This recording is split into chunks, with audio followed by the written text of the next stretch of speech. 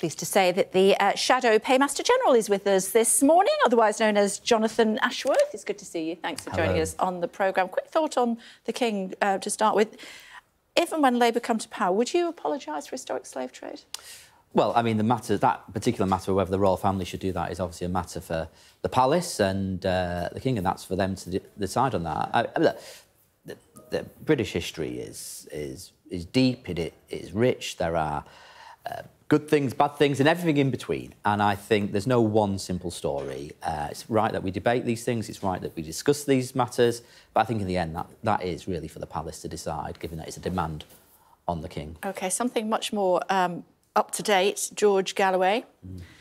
Thoughts?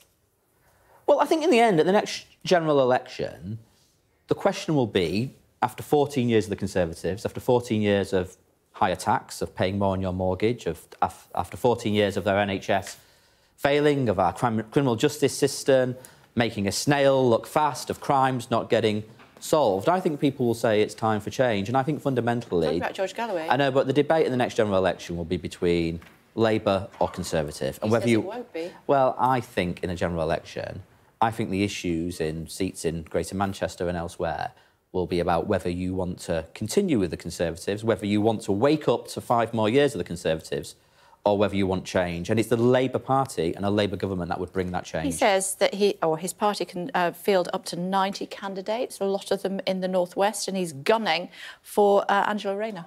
Yeah, and I heard him say that. And I think in the end, though, people will want to get rid of the Conservatives.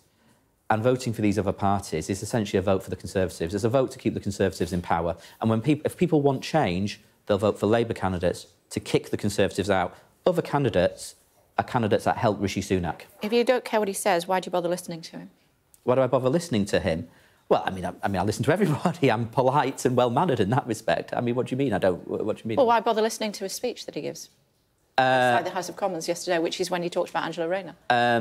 Well, I mean, I didn't hear that speech. I mean, I read about it in the newspapers this morning. But I think, look, in the end, right, if people want change, if they want to rebuild the National Health Service, if they want to do something about the fact that our economy is stalling and living standards have been squeezed, if people want to get a better start for their children in life, they will want to, and they will need a Labour government.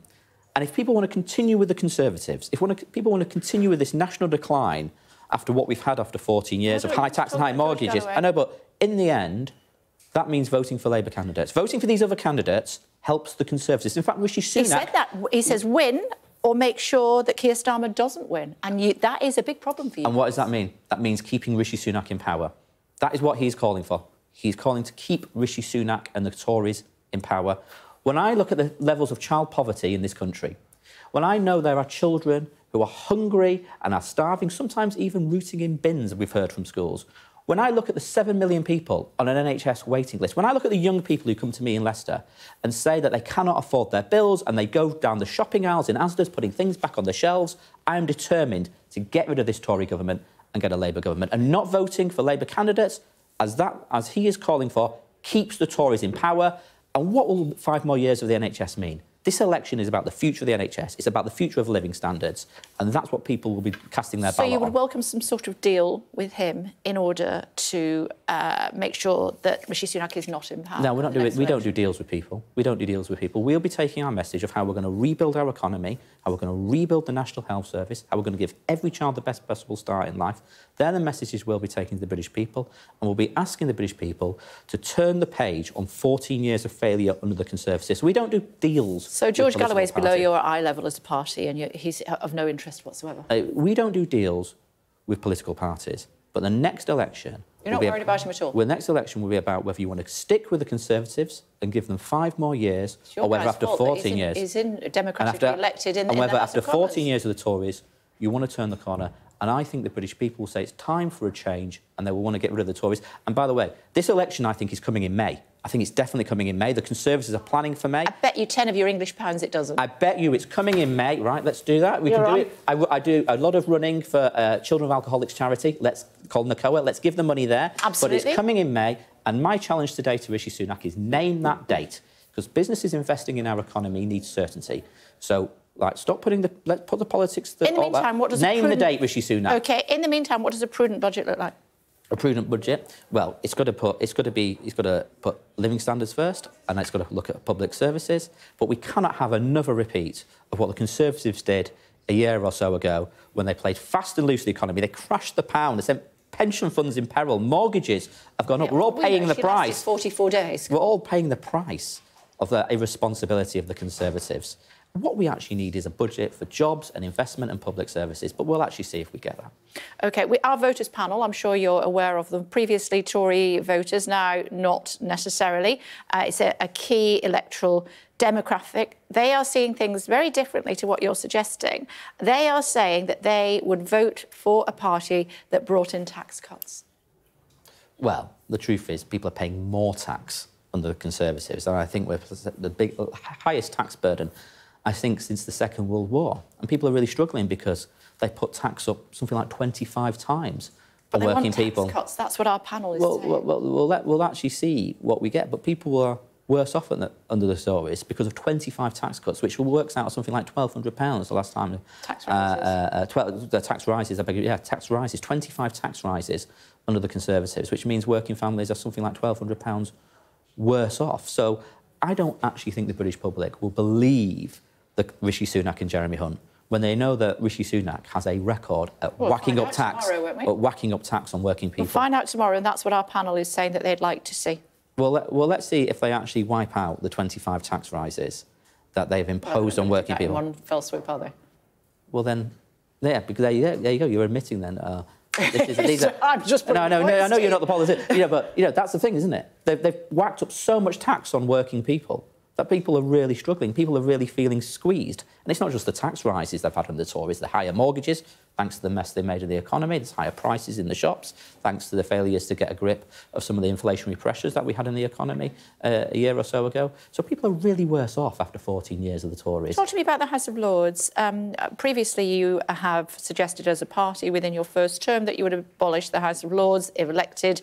You're still committed to reforming it. Why should they have as much power as they do about things like the Rwanda bill? Well, that's the system that we've got. But I think the House of Lords should be democratic. I've always favoured a democratic second chamber.